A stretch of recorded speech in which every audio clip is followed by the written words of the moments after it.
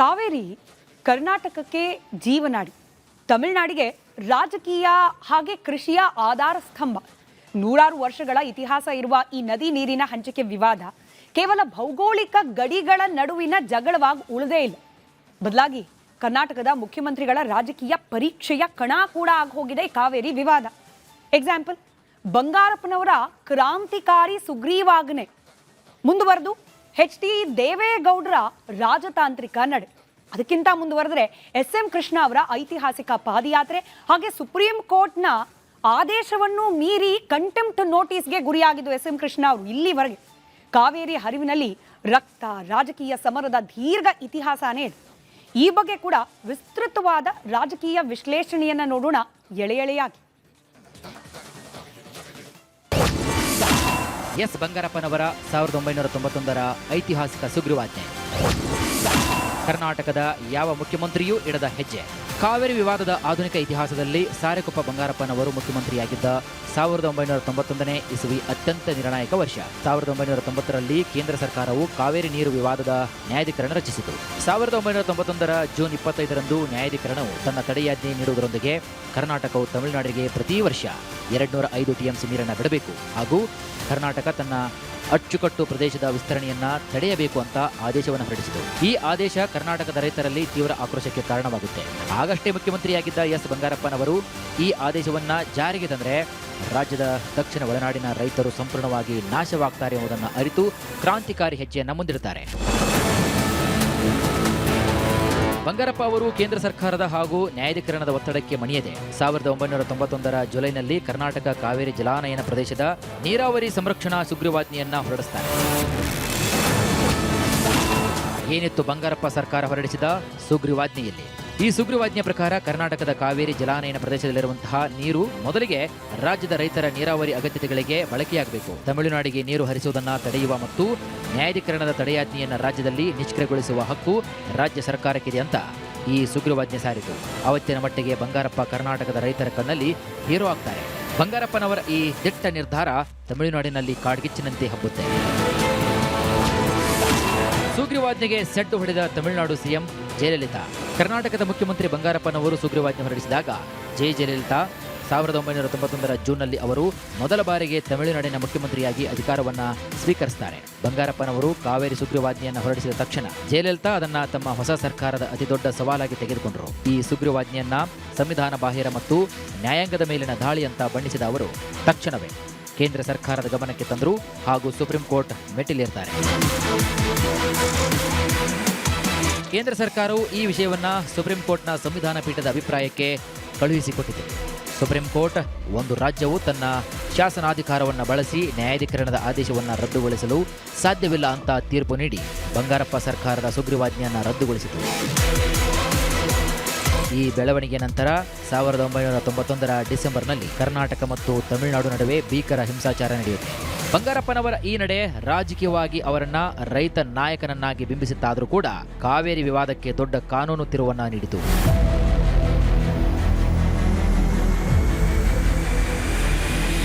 ಅತ್ತ ಜಯಲಲಿತಾ ಮುಖ್ಯಮಂತ್ರಿಯಾಗಿ ತಮ್ಮ ಚೊಚ್ಚಲ ಅವಧಿಯಲ್ಲಿ ತಮಿಳುನಾಡಿನ ರೈತರ ಹಿತರಕ್ಷಕಿ ಎಂಬ ಇಮೇಜ್ ರೂಪಿಸಿಕೊಳ್ಳಲು ಕಾವೇರಿ ವಿಷಯವನ್ನು ಅಸ್ತ್ರವಾಗಿ ಬಳಸಿಕೊಳ್ತಾರೆ. ಕರ್ನಾಟಕದ ಮಂಡ್ಯ ಜಿಲ್ಲೆಯ ಜಯಲಲಿತಾ ಕಾವೇರಿ ವಿಚಾರದಲ್ಲಿ ತಮಿಳುನಾಡಿನ ಹಿತಾಸಕ್ತಿ ಕಾಯಲು ತಾವು ಮುಖ್ಯಮಂತ್ರಿಯಾದ ಒಂದೇ ವರ್ಷಕ್ಕೆ ಉಪವಾಸಕ್ಕೂ ಕೂಡ ಕೂಡ್ತಾರೆ. ಅಷ್ಟೇ ಅಲ್ಲ, 1993ರಲ್ಲಿ ಕಾವೇರಿ ನೀರಿಗಾಗಿ ಮರೀನಾ ಬೀಚ್ನಲ್ಲಿ ಜಯಲಲಿತಾ ನಡೆಸಿದ ಚಾರಿತ್ರಿಕ ಉಪವಾಸ ಸತ್ಯಾಗ್ರಹವು ದೆಹಲಿಯ ಕೇಂದ್ರ ಸರ್ಕಾರವನ್ನು ನಡುಗಿಸುತ್ತೆ. ಇದರಿಂದಾಗಿ ಕೇಂದ್ರ ಸರ್ಕಾರ ಕಾವೇರಿ ನಿಗಾ ಸಮಿತಿ ರಚಿಸಲು ಒಪ್ಪಬೇಕಾಗುತ್ತೆ.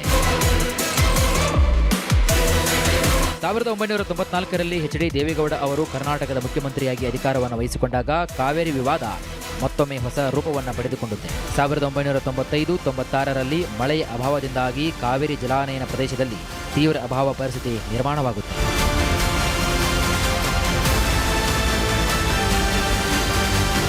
ತಮಿಳುನಾಡು ತಮಗೆ ತಕ್ಷಣವೇ ನೀರು ಬಿಡಬೇಕೆಂದು ಸುಪ್ರೀಂ ಕೋರ್ಟ್ಗೆ ಹೋಗುತ್ತೆ. ಸುಪ್ರೀಂ ಕೋರ್ಟ್ ತಮಿಳುನಾಡಿನ ತುರುವೈ ಬೆಳೆಗೆ ತುರ್ತಾಗಿ ನೀರು ಬಿಡುವಂತೆ ಕರ್ನಾಟಕಕ್ಕೆ ಸೂಚಿಸಿತು. ಆದರೆ ಕೃಷ್ಣರಾಜಸಾಗರ ಮತ್ತು ಕಬಿನಿ ಜಲಾಶಯಗಳಲ್ಲಿ ಕುಡಿಯುವ ನೀರಿಗೂ ಕೊರತೆ ಇದ್ದಾಗ ನೀರು ಬಿಡಲು ಸಾಧ್ಯವಿಲ್ಲ ಎಂಬುದು ಕರ್ನಾಟಕದ ಪ್ರತಿಪಾದನೆಯಾಗಿತ್ತು. ಈ ಹಂತದಲ್ಲಿ ರಾಜತಾಂತ್ರಿಕ ನಡೆ ಅನುಸರಿಸಿದ ದೇವೇಗೌಡರು ಸಂಘರ್ಷದ ಬದಲು ಕೇಂದ್ರದ ಮಧ್ಯಸ್ಥಿಕೆ ಹಾಗೂ ತಮಿಳುನಾಡು ಸರ್ಕಾರದೊಂದಿಗೆ ಮಾತುಕತೆಯ ಮಾರ್ಗವನ್ನು ಆಯ್ದುಕೊಳ್ತಾರೆ. ಸುಪ್ರೀಂ ಕೋರ್ಟ್ ನಿರ್ದೇಶನದಂತೆ ತಮಿಳುನಾಡಿಗೆ ನಿಗದಿಪಡಿಸಿದ ಪ್ರಮಾಣಕ್ಕಿಂತ ಕಡಿಮೆ ಪ್ರಮಾಣದ ನೀರನ್ನು ಬಿಡುಗಡೆ ಮಾಡ್ತಾರೆ. ಆ ಸಮಯದಲ್ಲಿ ದೇವೇಗೌಡರು ಅತ್ಯಂತ ಸೂಕ್ಷ್ಮ ಹಾಗೂ ಕಠಿಣ ರಾಜಕೀಯ ಪರಿಸ್ಥಿತಿಯಲ್ಲಿದ್ದರು ಎಂಬುದು ಗಮನಾರ್ಹ. ದೇವೇಗೌಡರು ನೀರು ಬಿಟ್ಟಿದ್ದಕ್ಕೆ ರಾಜ್ಯದ ಒಳನಾಡಿನಲ್ಲಿ ವಿಶೇಷವಾಗಿ ಮಂಡ್ಯ ಮತ್ತು ಮೈಸೂರು ಭಾಗದಲ್ಲಿ ತೀವ್ರ ಆಕ್ರೋಶ ವ್ಯಕ್ತವಾಗುತ್ತೆ. ವಿರೋಧ ಪಕ್ಷಗಳು ಕೂಡ ದೇವೇಗೌಡರು ತಮಿಳುನಾಡಿಗೆ ಶರಣಾಗಿದ್ದಾರೆ ಮತ್ತು ರೈತರ ಹಿತಾಸಕ್ತಿಯನ್ನ ಬಲಿ ನೀಡಿದ್ದಾರೆ ಅಂತ ತೀವ್ರವಾಗಿ ಟೀಕೆ ಮಾಡ್ತವೆ. ಆದರೆ ದೇವೇಗೌಡರು ಇದನ್ನ ಸಮರ್ಥಿಸಿಕೊಳ್ತಾ ನ್ಯಾಯಾಂಗ ನಿಂದನೆಯಿಂದ ರಾಜ್ಯವನ್ನ ಪಾರು ಮಾಡಲು ಮತ್ತು ಕಾನೂನಾತ್ಮಕ ಚೌಕಟ್ಟಿನಲ್ಲಿ ರಾಜ್ಯದ ಹಕ್ಕನ್ನ ಪ್ರತಿಪಾದಿಸಲು ಈ ರಾಜತಾಂತ್ರಿಕ ನಡೆ ಅತ್ಯಗತ್ಯವಾಗಿತ್ತು. ಇದೇ ರಾಜಕೀಯ ಅನುಭವ ಮುಂದೆ ಅವರು ಭಾರತದ ಪ್ರಧಾನಿಯಾದಾಗ ಕಾವೇರಿ ನದಿ ಪ್ರಾಧಿಕಾರ ರಚನೆಗೆ ಅಡಿಪಾಯವಾಯಿತು. ಕಾವೇರಿ ವಿವಾದದ ಇತಿಹಾಸದಲ್ಲೇ ರಾಜಕೀಯವಾಗಿ ತೀವ್ರ ಆತಂಕ ಸೃಷ್ಟಿಸಿದ ಅವಧಿ ಅಂದರೆ ಅದು 2002 ಮತ್ತು 2003 ಮುಖ್ಯಮಂತ್ರಿ ಎಸ್ ಎಂ ಕೃಷ್ಣ ಅವರ ಆಡಳಿತಾವಧಿ. 2002ರಲ್ಲಿ ಕರ್ನಾಟಕವು ಶತಮಾನದ ಭೀಕರ ಬರಗಾಲಕ್ಕೆ ಸಾಕ್ಷಿಯಾಗುತ್ತೆ. ಜಲಾಶಯಗಳು ಬತ್ತಿ ಹೋಗ್ತವೆ. ಬೆಂಗಳೂರಿನ ಕುಡಿಯುವ ನೀರಿಗೆ ಕಂಟಕ ಎದುರಾಗುತ್ತೆ. ಆದರೂ ಕೂಡ ತಮಿಳುನಾಡು ಮುಖ್ಯಮಂತ್ರಿ ಜಯಲಲಿತಾ ಅವರು ಸುಪ್ರೀಂ ಕೋರ್ಟ್ ಮೆಟ್ಟಿಲೇರಿ ನೀರಿಗಾಗಿ ಪಟ್ಟು ಹಿಡಿತಾರೆ. ಪ್ರಧಾನಿ ಅಟಲ್ ಬಿಹಾರಿ ವಾಜಪೇಯಿ ನೇತೃತ್ವದ ಕಾವೇರಿ ನದಿ ಪ್ರಾಧಿಕಾರ ಕರ್ನಾಟಕಕ್ಕೆ ದಿನಕ್ಕೆ 9,000 ಕ್ಯೂಸೆಕ್ ನೀರು ಬಿಡುವಂತೆ ಆದೇಶವನ್ನು ಹೊರಡಿಸಿತು. ಕೃಷ್ಣ ಸರ್ಕಾರ ನಮ್ಮಲ್ಲಿ ನೀರಿಲ್ಲ, ಬಿಡಲು ಸಾಧ್ಯವಿಲ್ಲ ಎಂದು ಖಡಾಖಂಡಿತವಾಗಿ ಹೇಳಿತು. ಸುಪ್ರೀಂ ಕೋರ್ಟ್ ಸಹ CRA ಆದೇಶವನ್ನು ಪಾಲಿಸುವಂತೆ ಸೂಚಿಸಿತು.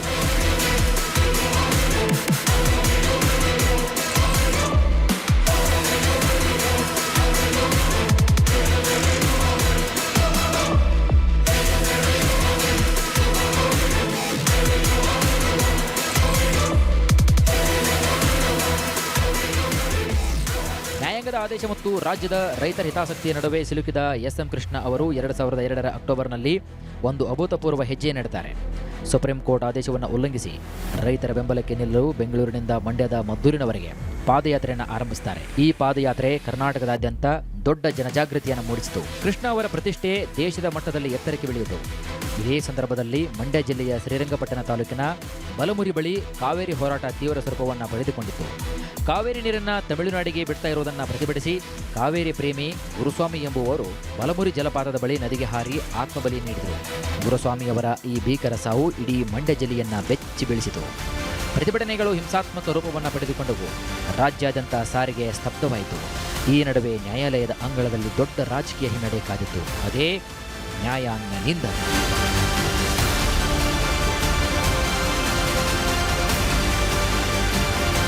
ಕರ್ನಾಟಕ ನೀರು ಬಿಡದೇ ಇರುವುದನ್ನ ಮತ್ತು ಮುಖ್ಯಮಂತ್ರಿಯೇ ಪಾದಯಾತ್ರೆ ಮಾಡ್ತಾ ಇರುವುದನ್ನ ಕಂಡು ತಮಿಳುನಾಡು ಸರ್ಕಾರ ಸುಪ್ರೀಂ ಕೋರ್ಟ್ನಲ್ಲಿ ಕಂಟೆಂಪ್ಟ್ ಆಫ್ ಕೋರ್ಟ್ ಅಂದ್ರೆ ನ್ಯಾಯಾಂಗ ನಿಂದನೆ ಅರ್ಜಿಯನ್ನ ಸಲ್ಲಿಸುತ್ತೆ. ಸುಪ್ರೀಂ ಕೋರ್ಟ್ ಈ ವಿಷಯವನ್ನು ಅತ್ಯಂತ ಗಂಭೀರವಾಗಿ ಪರಿಗಣಿಸುತ್ತೆ. ಪರಿಣಾಮ ಸರ್ವೋಚ್ಚ ನ್ಯಾಯಾಲಯ ತನ್ನ ಆದೇಶದಲ್ಲಿ ಸಂವಿಧಾನಾತ್ಮಕ ಹುದ್ದೆಯಲ್ಲಿದ್ದುಕೊಂಡು ಕೋರ್ಟ್ ಆದೇಶವನ್ನು ಉಲ್ಲಂಘಿಸುವುದು ಕಾನೂನಿನ ಆಡಳಿತಕ್ಕೆ ಸವಾಲು ಅಂತ ತೀವ್ರ ತರಾಟೆಗೆ ತೆಗೆದುಕೊಳ್ಳುತ್ತೆ. ಅದರ ಬೆನ್ನಲ್ಲೇ ಕರ್ನಾಟಕ ಸರ್ಕಾರದ ಅಂದಿನ ಮುಖ್ಯ ಕಾರ್ಯದರ್ಶಿ ಅವರಿಗೆ ನೋಟಿಸ್ ಅನ್ನು ಜಾರಿ ಮಾಡಿ ಯಾಕೆ ನಿಮ್ಮ ಮೇಲೆ ಕ್ರಮವನ್ನು ನಾವು ಜರುಗಿಸಬಾರದು ಮತ್ತು ಜೈಲಿಗೆ ಕಳುಹಿಸಬಾರದು ಅಂತ ಪ್ರಶ್ನೆಯನ್ನು ಮಾಡುತ್ತೆ. ಇದರ ಬೆನ್ನಲ್ಲೇ ಮುಖ್ಯಮಂತ್ರಿ ಎಸ್ ಎಂ ಕೃಷ್ಣ ಅವರು ತಮ್ಮ ಪಾದಯಾತ್ರೆಯನ್ನು ಅರ್ಧಕ್ಕೆ ಮೊಟಕುಗೊಳಿಸಬೇಕಾಗುತ್ತೆ. ಅಂತಿಮವಾಗಿ ಕೃಷ್ಣ ಸರ್ಕಾರ ಸುಪ್ರೀಂ ಕೋರ್ಟ್ನಲ್ಲಿ ಬೇಷರತ್ತು ಕ್ಷಮಾಪಣೆಯನ್ನ ಕೋರಿ ಅಲ್ಪ ಪ್ರಮಾಣದ ನೀರನ್ನ ತಮಿಳುನಾಡಿಗೆ ಹರಿಸಬೇಕಾಗುತ್ತೆ.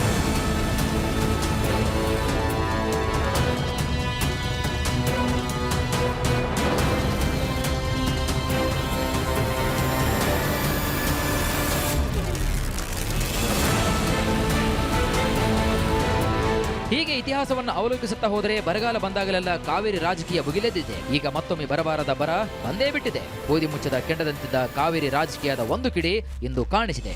ಇಂತಹ ಕಿಡಿಗೇಡಿಗಳೇ ರಾಜಕೀಯ ಕಾಡ್ಗಿಚ್ಚಿಗಾಗಿ ಹಬ್ಬಿರುವುದಕ್ಕೆ ಈ ಕಾವೇರಿ ರಾಜಕೀಯದ ಇತಿಹಾಸವೇ ಒಂದು ಸಾಕ್ಷಿ.